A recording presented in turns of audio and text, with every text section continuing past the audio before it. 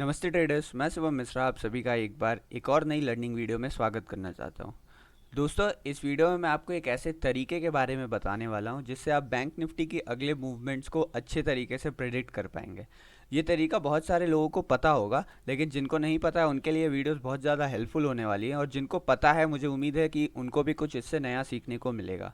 दरअसल इस वीडियो में हम बैंक निफ्टी के बारे में बात करने वाले हैं, और जैसा कि आपको पता ही होगा कि बैंक निफ्टी एक इंडेक्स है। इंडेक्स यानी बहुत सारे स्टॉक्स को मिलाकर कोई एक ऐसा इंस्ट्रूमेंट बनाया जाता है जिसमें हम ट्रेडिंग तो नहीं कर सकते हैं, मगर जिसके बिहाफ पर हम ट्रेडिंग कर सकते हैं। यानी जैसे ऑप्शंस हो गया या फ्यूचर होगा, जिसे हम डेरिवेटिव बोलते हैं। इसे डेरिवेटिव क्यों बोलते हैं? क्योंकि ये इस इंडेक्स के बेस पे डिराइव किए जाते हैं। कि जैसे मान लीजिए आप बैंक निफ्टी में ऑप्शन ट्रेडिंग कर सकते हैं, निफ्टी में ऑप्शन ट्रेडिंग कर सकते हैं, और दोनों में आप फ्यूचर ट्रेडिंग भी कर सकते हैं, पर आप डायरेक्टली किसी इंडेक्स में बाई या सेल नहीं कर सकते हैं। तो आज हम एक ऐसे ही इंडेक्स बैंक निफ्टी के ऊपर बात करने वाले हैं कि आखिर बैंक निफ्टी के कंपोनेंट्स के मदद से, जी हाँ, इस वीडियो का टॉपिक मैं आपको बताता हूँ जल्दी से कि आखिर मैं इस वीडियो में डिस्कस क्या करने वाला हूँ। तो दरअसल इस वीडियो में हम बैंक निफ्टी के जो कंपोनेंट्स होते हैं उनको किस तरीके से एनालाइज करना है, कौन कौन से कंपोनेंट्स को ध्यान देना है, किस कंपोनेंट का कितना वेटेज है, ये सारी चीज़ें देखेंगे। और मैं आपको ये भी बताऊंगा कि किस तरीके से आप बैंक निफ्टी के कंपोनेंट के कॉम्बिनेशन के मदद से, मतलब कैसे कॉम्बिनेशंस आपको देखने हैं, कौन कौन से कॉम्बिनेशन अगर आपके सपोर्ट में है तो आप ट्रेड ले सकते हो। अगर मान लीजिए कि एच बैंक ऊपर जा रहा है और एस बैंक नीचे आ रहा है, तो हम क्या कर सकते हैं उस सिनेरियो में, उस समय बैंक निफ्टी का क्या मूवमेंट रहेगा। तो ये सारी चीज़ें मैं डिस्कस करने वाला हूँ। यानी ये बैंक निफ्टी कंपोनेंट के ऊपर मास्टर क्लास वीडियो है, सारे टॉपिक्स इसमें कवर किए जाएंगे बेसिक से लेकर एडवांस तक। तो मुझे उम्मीद है इस टॉपिक के ऊपर बहुत सारे लोग रिक्वेस्ट कर रहे थे, तो उनकी रिक्वेस्ट अभी पूरी होगी और उन्हें भी इससे ज़रूर कुछ सीखने को मिलेगा। चलिए अब ज़्यादा वक्त बर्बाद नहीं करते हैं और बढ़ते हैं और जानते हैं आखिर बैंक निफ्टी के कौन कौन से कंपोनेंट है और उनको हमें किस तरीके से इस्तेमाल करना है, किस तरीके से उनको देखना है। बैंक निफ्टी जो इंडेक्स है वो बेसिकली सारे बैंकिंग स्टॉक्स को मिलाकर बनाया गया है, जिसमें टोटल अभी 12 जो बैंक के स्टॉक्स हैं वो सारे हैं। जिसमें H bank, ICICI, SBI, Axis, Kotak, IndusInd, AU small finance bank, Bandhan bank, bank of Baroda, Federal bank, IDFC और पंजाब नेशनल बैंक शामिल है। इसमें अगर हम वेटेज देखेंगे तो सबसे ज़्यादा वेटेज हमें HDFC का देखने को मिलता है, उसके बाद ICICI, फिर SBI, एक्सिस और कोटक। और अगर हम इस पाँच को हटा दें उसके बाद अगर हम देखेंगे तो 5%, 2%, 1%, यानी इनका वेटेज काफ़ी ज़्यादा कम है। यानी बैंक निफ्टी के जो मेजॉरिटी जो वेटेज है वो केवल टॉप के 5 बैंक होल्ड करते हैं, जिसमें HDFC, ICICI, स्टेट बैंक और एक्सिस और कोटक बैंक शामिल है।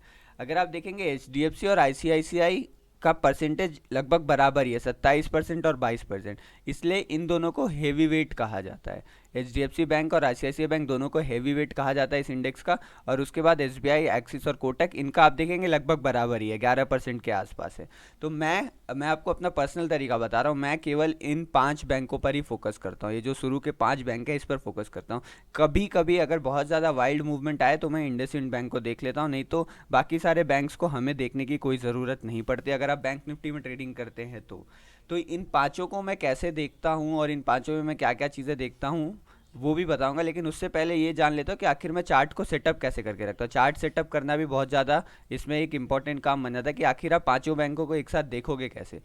अगर आप ज़ेरोधा, फायर्स या फिर कोई भी ब्रोकर का अकाउंट यूज़ करते हैं तो उसमें आपको ट्रेडिंग व्यू का चार्ट मिलेगा। तो अगर आपको ट्रेडिंग व्यू का चार्ट ओपन कर लेना है, उसके बाद आपको यहाँ पर जो एक स्क्वायर बना हुआ है यहाँ पर जाना है, और आपको यहाँ पर जो मल्टीपल चार्ट्स वाले सेक्शंस में यहाँ पर जाना है। यहाँ पर आपको 6 चार्ट वाला सेक्शन सिलेक्ट करना है जिसमें हम 6 चार्ट एक साथ लगा सके। तो देखिए यहाँ पर सारे चार्ट एक साथ आ गए, और अब इनमें हम अपने बैंक्स को एडजस्ट कर लेंगे। देखिए निफ्टी बैंक में मैं यहाँ पर अभी फायर्स यूज़ कर रहा हूँ, तो अगर आप कुछ दूसरा यूज़ करते हैं तो आप उसको भी यूज़ करते हैं। देखिए हम निफ्टी बैंक में गए और यहाँ पर मुझे सारे बैंकिंग स्टॉक्स दिख जा रहे हैं, तो अब मैं एक एक करके यहाँ पर सारे बैंक लगा दूंगा। HDFC लगा लेते हैं, यहाँ पर SBI, यहाँ पर लगा लेते हैं कोटक, यहाँ पर ICICI बैंक, यहाँ पर एक्सिस बैंक। और ये जो लास्ट वाला कॉलम रहता है यहाँ पर मैं यूजुअली निफ्टी का चार्ट लगा कर रखता हूँ, पर अगर आप चाहें तो यहाँ पर एयू बैंक का भी चार्ट लगा सकते हैं। अगर आप निफ्टी का चार्ट कहीं और देखते हैं या फिर आपके पास डुअल मॉनिटर सेटअप वैसा कुछ है तो आप यहाँ पर एयू बैंक का भी चार्ट लगा सकते हैं, पर मैं यहाँ पर निफ्टी का चार्ट लगा के रखता हूँ। तो देखिए अब यहाँ पर हो गया हमारे पास सारा। अब हमें कौन से टाइम फ्रेम पे देखना है? अभी 1 मिनट का टाइम फ्रेम चल रहा है, तो हमें 1 मिनट का टाइम फ्रेम नीचे, हमें चाहिए 10 मिनट का टाइम फ्रेम। यानी हम सारे बैंकिंग स्टॉक्स को 10 मिनट के टाइम फ्रेम पर ऑब्जर्व करेंगे। तो मैं यहाँ पर जाके टाइम फ्रेम सबका चेंज कर ले रहा हूँ, यहाँ पर 10 मिनट। और यहाँ पर अगर आप बैंक लगाते हैं तो 10 मिनट कर लीजिएगा, अगर निफ्टी लगाते हैं तो आप उतना रहने दीजिएगा, 5 मिनट का। यहाँ पर कर लीजिएगा, 1 मिनट का देखने का कोई फ़ायदा नहीं है। तो इस तरीके से आपको चार्ट सेटअप करना है। अगर आपको अभी भी चार्ट सेटअप में कोई प्रॉब्लम होता है, देखिए ट्रेडिंग व्यू में ये वाला फीचर पेड है, तो ट्रेडिंग व्यू में आप जाके डायरेक्टली मत करने लगेगा, आप अपने ब्रोकर का अकाउंट यूज़ करेगा। लगभग सारे ब्रोकर, ज़ेरोधा, एलाइज ब्लू, फायर, सबस्टॉक, सब ट्रेडिंग व्यू का ऑप्शन देते हैं, और ट्रेडिंग व्यू में वहाँ पर आपको ये फीचर फ्री में मिल जाएगा अगर आप ब्रोकिंग वाले अकाउंट से करते हैं तो इस तरीके से आपको चार्ट सेटअप कर लेना है। उसके बाद नेक्स्ट थिंग क्या करना है, नेक्स्ट थिंग करना है आपको चार्ट को छोटा करना है और इसका important supply demand zone mark करना है। जैसे देखिए एचडीएफसी बैंक का 1370 के आसपास एक इंपॉर्टेंट सप्लाई जोन है, यहाँ पर रेजिस्टेंस है एक, तो इसको आप चाहे लाइन से मार्क कर लीजिए या फिर यहाँ पर आप एक रेक्टेंगल ले लीजिए और ऐसे करके यहाँ पर मार्क कर लीजिए। तो ऐसे ही आपको सारे इंपॉर्टेंट सपोर्ट रेजिस्टेंस जोन्स को मार्क कर देना, जो भी लेवल्स होते हैं वो इंपॉर्टेंट लेवल आपको इसमें मार्क करके रखना है, ताकि जब आप चार्ट को इस तरीके से ऐसे ऑब्जर्व करेंगे तो आपको दिखे कि इसका सप्लाई कहाँ है, डिमांड कहाँ है, वो आपको साफ साफ दिखे, ताकि आप इसके प्राइस एक्शन को, हर एक इंडिविजुअल बैंक के प्राइस एक्शन को भी समझ सके। इसलिए कोई भी important support resistance trend line बनता है, जैसे देखिए यहाँ पर एक इंपॉर्टेंट ट्रेंड लाइन कल बन रहा था, तो इन सभी को आप मार्क करके रख लीजिए। इस तरीके से आपको चार्ट को सेटअप करना है। अब चार्ट को किस तरीके से सेटअप करना है ये तो हमने देख लिया। अब चलिए देखते हैं कि आखिर आप जब ये जो चार्ट है वो खोल के रखोगे तो आप इसमें किन किन चीज़ों पर आपको गौर करना है। मतलब आपको एचडीएफसी बैंक में क्या देखना है, आपको कौन सा बैंक ऊपर जा रहा है, कौन सा बैंक नीचे जा रहा है, क्योंकि देखिए ये सारे इंडिविजुअल स्टॉक्स भी हैं, तो इनका खुद का भी हो सकता है एचडीएफसी बैंक का अच्छा न्यूज़ हो, आईसीआईसीआई बैंक का खराब न्यूज़ हो, या फिर स्टेट बैंक में कोई अलग सप्लाई डिमांड जोन, अलग प्राइस एक्शन बन रहा हो, एक्सिस बैंक में अलग प्राइस एक्शन बन रहा हो। तो आखिर हम इसको किस तरीके से यूज़ करेंगे कि हम इससे बैंक निफ्टी में जो मूवमेंट्स होते हैं उनको प्रेडिक्ट कर सकें और अपने बेनिफिट के लिए यूज़ कर सकें, इसमें हम कंफ्यूज होकर ना रह जाएं। तो इसके लिए मैं आपको कुछ कॉम्बिनेशन बताने वाला। देखिए पहले हम ये समझने की कोशिश करते हैं। देखिए एचडीएफसी बैंक जो है और आईसीआईसीआई बैंक है, ये अपने आप में बहुत ज़्यादा हेवी वेट स्टॉक हैं। तो अगर मान लीजिए आईसीआईसीआई बैंक एक तरफा मूवमेंट करना स्टार्ट कर देता है, पहले मैं आपको कॉन्सेप्ट समझाता हूँ, फिर मैं आपको थोड़ा सा एक नोट की तरह भी बता दूंगा जिससे जो आपको थोड़ा मदद कर सके। पर कॉन्सेप्ट समझिए, कॉन्सेप्ट में अगर आप ध्यान देंगे तो ये सारी चीज़ें आपको अपने आप आ जाएंगी।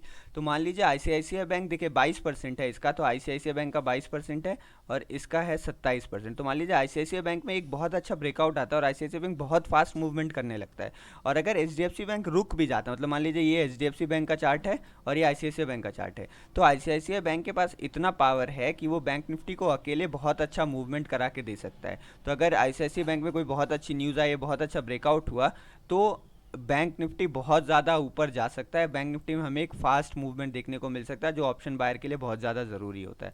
तो ऐसे सारे टाइम पे, और अगर आईसीआईसीआई बैंक की जगह एचडीएफसी बैंक में भी यही पैटर्न है, मतलब एचडीएफसी बैंक कोई ब्रेकआउट दे और आईसीआईसीआई बैंक रुका रहे, तो देखिए यहाँ रुकना बहुत ज़्यादा ज़रूरी है, इसको अभी मैं समझाता हूँ कि तो अगर ऐसा सिनेरियो बनता है तो हमें बहुत बड़ा फास्ट मूवमेंट देखने को मिल सकता है। अब से दूसरी बार क्या हो सकता है, मान लीजिए अगर आईसीआईसीआई बैंक ऊपर जा रहा है और एचडीएफसी बैंक बहुत तेज़ी से नीचे आ रहा है, तो ये दोनों अपने एक दूसरे के मूवमेंट को कैंसिल कर देंगे। तो इस सिनेरियो में हमें बैंक निफ्टी वोलेटाइल होता हुआ दिखेगा, क्योंकि कभी कभी आप देखेंगे थोड़ा सा ऊपर जाएगा फिर नीचे आ जाएगा, ऊपर जाएगा नीचे आ जाएगा, मतलब वोलेटैलिटी बहुत ज़्यादा रहेगी, पर बैंक निफ्टी एक रेंज में ही फंसा रह जाएगा, क्योंकि ये दोनों अपना जो मूवमेंट है एक दूसरे का मूवमेंट कैंसिल कर दे रहे हैं। इसलिए आपको सबसे ज़्यादा फोकस इन दोनों बैंक्स पे बना के रखना है कि आखिर एचडीएफसी बैंक और एक्सिस बैंक क्या कर रहे हैं, आईसीआईसीआई बैंक क्या कर रहे हैं। अगर आप इन दोनों बैंक को भी गौर से देखते हो तो भी आपको बहुत सारी चीज़ें क्लियर हो जाएंगी। अब जो ये तो पहला सिनेरियो था कि एचडीएफसी आईसीआईसीआई बैंक में मूवमेंट हो रहा है तो हम क्या करेंगे, और दूसरा ये मान लीजिए कि आईसीआईसीआई बैंक मूवमेंट कर रहा है ऊपर की तरफ, समझने की कोशिश करेगा। आईसीआईसीआई बैंक मूवमेंट कर रहा है ऊपर की तरफ और एचडीएफसी बैंक कोई मूवमेंट नहीं कर रहा है, एचडीएफसी बैंक चौपी है, और जो बाकी जो हमारे पास बैंक बचे, एसबीआई बैंक हो गया, एक्सिस बैंक हो गया और कोटक बैंक हो गया, इनमें से अगर कोई भी एक बैंक आईसीआईसीआई के साथ आ जाता है तो हमें एक बहुत बड़ा रॉकेट मूव जिसे कहते हैं जैकपॉट मूव, वो हमें देखने को मिल सकता है। क्योंकि अगर इनको मिला दें, अब देखिए हमेशा परसेंटेज के हिसाब से सोचा करिए। आप ये देखिए, अगर मैं इसको, ये 22% है यहाँ पर और 11% है, अगर इसको 23 मान लेते हैं, इसको 11 मान लेते हैं, और 23 और 11 को अगर मैं मिला देता हूँ तो हमें 34% मिल रहा है, यानी 34%। और फिर आप देखा, मान लीजिए एचडीएफसी बैंक रुका हुआ है तो इसका कंट्रीब्यूशन तो 1 या 2% हो सकता है, चलिए 2% मान, क्योंकि ये मूवमेंट नहीं कर रहा है। अगर ये ऑपोजिट मूवमेंट करे तो इसका कंट्रीब्यूशन हम माइनस में ले लेंगे। तो मैं आपको तरीका बता रहा हूँ कैसे आप कैलकुलेट कर सकते हैं अपने से भी कि आपको किसके मूवमेंट को ध्यान देना है। तो मान लीजिए इसका कंट्रीब्यूशन 2% मान लेता हूँ, और एक्सिस बैंक मान लीजिए पूरा उल्टा चल रहा है तो इसका कंट्रीब्यूशन मैंने -11% मान लिया, और ये दोनों बैंक रुके हुए हैं तो इसका कंट्रीब्यूशन, इसका भी कंट्रीब्यूशन 1% मान लीजिए। तो अब प्लस में देखिए कितना हो रहा है, प्लस में 34, 35, 36, 37, परसेंट, यानी 37% जो कंपोनेंट है वो ऊपर की तरफ जा रहे हैं, और जो केवल 11%, जो यहाँ पर हमारे पास बचा 11% एक्सिस बैंक का, और एसबीआई मान लीजिए, एसबीआई भी मान लीजिए नीचे ही उल्टा जा रहा है, तो इसका भी माइनस यार ले लेते हैं। तो जो -22% है, -22% मार्केट जो कंपोनेंट है वो नीचे जा रहा है, और 37% कंपोनेंट ऊपर जा रहा है। तो आप ही बताइए कि बैंक निफ्टी का मूवमेंट किस तरफ होगा। ये तो ऑब्वियस है कि बैंक निफ्टी का मूवमेंट ऊपर ही होगा। तो आपको कभी भी अगर कंफ्यूजन आता है कि मैं किसका प्राइस एक्शन फॉलो करूं, तो आप इस वाले कॉन्सेप्ट को यूज़ कर सकते हैं कि आप इसका स्क्रीनशॉट ले लीजिए और तुरंत आप इसको खोल के देखिए और ये सोचिए किस तरफ परसेंटेज ज़्यादा है। तो आई होप ये वाला चीज़ क्लियर होगा। अगर ये क्लियर नहीं होगा तो आप कमेंट सेक्शन में बता दीजिएगा। मुझे लगा ये थोड़ा कॉम्प्लेक्स कॉन्सेप्ट था, फिर भी मैंने अपनी तरफ से कोशिश की समझाने की। आप इस परसेंटेज को बहुत अच्छे तरीके से यूज़ करके प्रेडिक्ट कर सकते हैं कि मुझे किस बैंक के साथ जाना है, मगर हमेशा इंपॉर्टेंस इन्हीं दो को आप दीजिएगा, सबसे ज़्यादा इंपॉर्टेंस। पहले तो हमें इन 5 को इंपॉर्टेंस देना है, इसके नीचे का हमारे लिए मायने नहीं रखता। ये 5 चीज़ें हमारे लिए मायने रखती हैं, और इन 5 में भी सबसे ज़्यादा जो 2 है वो एचडीएफसी बैंक और आईसीआईसीआई बैंक है। इनके प्राइस एक्शन को आपको क्लोजली ऑब्जर्व करना है। अगर आप इन दोनों से आप बहुत सारे ले सकते हैं। अब मैं आपको बताता हूँ कि कुछ कॉम्बिनेशंस जो मैंने यहाँ, मतलब जो तरीका मैंने आपको एक अल्टीमेट तरीका बता दिया, जिससे आप खुद भी ढूंढ सकते हो, खुद भी समझ सकते हो कि आपको कौन से बैंक में जाना है। वो परसेंटेज वाला जो तरीका मैंने अभी आपको समझाया है, अगर समझना है दोबारा आप देख लीजिएगा पीछे जाके। अब देखिए, मैं कुछ यहाँ पर कॉम्बिनेशंस लिख दिया मैंने यहाँ पर। मान लीजिए अगर एचडीएफसी और आईसीआईसीआई बैंक एक तरफ मूवमेंट करने लगते हैं तो आपको इसमें जैकपॉट मूवमेंट देखने को मिल सकता है, क्योंकि तरीका सिंपल, सबका रीज़न यही है। 27 यानी टोटल 50% लगभग आपको मूवमेंट एक डायरेक्शन में मिलने लगेगा, तो ऑफकोर्स वो तो बैंक निफ्टी को बहुत ही ज़्यादा ऊपर लेके चले जाएगा।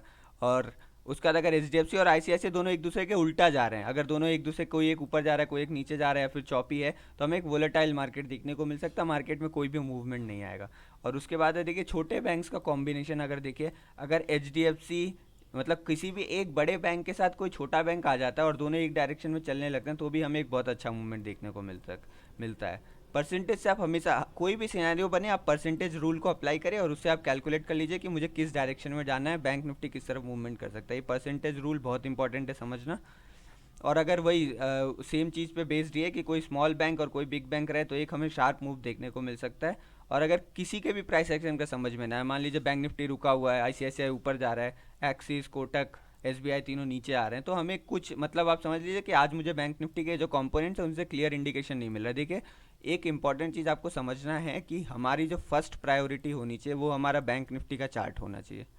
चाहे कुछ भी हो जाए, आपको एचडीएफसी बैंक कुछ भी करे उससे कुछ फ़र्क नहीं पड़ता, हमारी फर्स्ट प्रायोरिटी बैंक निफ्टी का चार्ट होगा।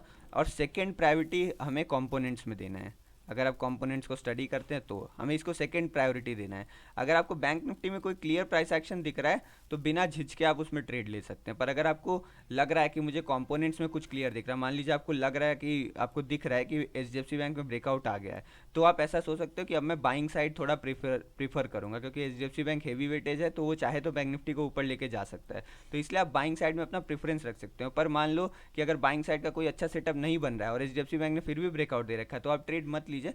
मतलब मैं इतना बस कहना चाह रहा हूँ कि इसको हमें एज अ कन्फर्मेशन ही यूज़ करना है। जो कंपोनेंट्स वाला पार्ट है इसको एज अ कन्फर्मेशन यूज़ करना है, इसके बेस पर कोई ट्रेड मत लीजिएगा। ये बस आपको हेल्प कर सकता है, एक हेल्पिंग टूल है, ये आपका कोई ट्रेड डिसाइड करने में आपकी मदद नहीं कर सकता। ट्रेड हमेशा आपको बैंक निफ्टी के चार्ट के हिसाब से ही लेना है। ये बहुत इंपॉर्टेंट पॉइंट था, आई होप इसको मैंने क्लियर कर दिया होगा। तो इन सभी कॉम्बिनेशन, बस एक चीज़ आपको ध्यान रखना, चाहे कभी भी हो जाए, आपको हमेशा परसेंटेज रूल लगाना है। चाहे आपको कोई भी बैंक का मूवमेंट समझना हो, कॉम्बिनेशंस को समझना हो, परसेंटेज रूल लगाइए और आपके सामने सारा डेटा क्लियर हो जाएगा। तो ये तरीका था कि कैसे आप बैंक निफ्टी के कंपोनेंट्स को यूज़ कर सकते हैं। अगर अभी भी कोई डाउट है तो आप कमेंट सेक्शन में बता सकते हैं, उसमें मैं आपको रिप्लाई कर दूंगा कि आपका जो भी डाउट है। और अगर फिर भी डाउट सॉल्व नहीं होते तो मैं एक अलग वीडियो बना दूंगा जिसमें हम कंपोनेंट्स के बारे में डिस्कस कर लेंगे अच्छे से। तो आई होप ये सारा चीज़ क्लियर हो गया होगा, बहुत दिन से रिक्वेस्ट आ रही थी इसके ऊपर। और लास्ट में मैं आपका 1 मिनट और लूँगा। अगर आपको मेरा पढ़ाने का तरीका अच्छा लगता है और आपको एक प्राइस एक्शन और साइकोलॉजी बेस्ड ट्रेडिंग सीखनी है, तो आप हमारा आत्मनिर्भर ऑप्शन बाइंग कोर्स ज्वाइन कर सकते हैं। इसके बारे में ज़्यादा जानने के लिए आप इस नंबर पर व्हाट्सअप कर सकते हैं या फिर मुझे टेलीग्राम पर भी मैसेज कर सकते हैं। बस इतना ही, चलिए धन्यवाद। मिलता हूँ मैं अगले वीडियो में। अगर कोई भी टॉपिक हो जिस पर आपको वीडियोस चाहिए या फिर जो आपको अभी समझ में नहीं आ रही हो, तो आप कमेंट बॉक्स में बता सकते हैं, मैं कोशिश करूँगा अगली वीडियो उस पर बनाऊँ। जय हिंद।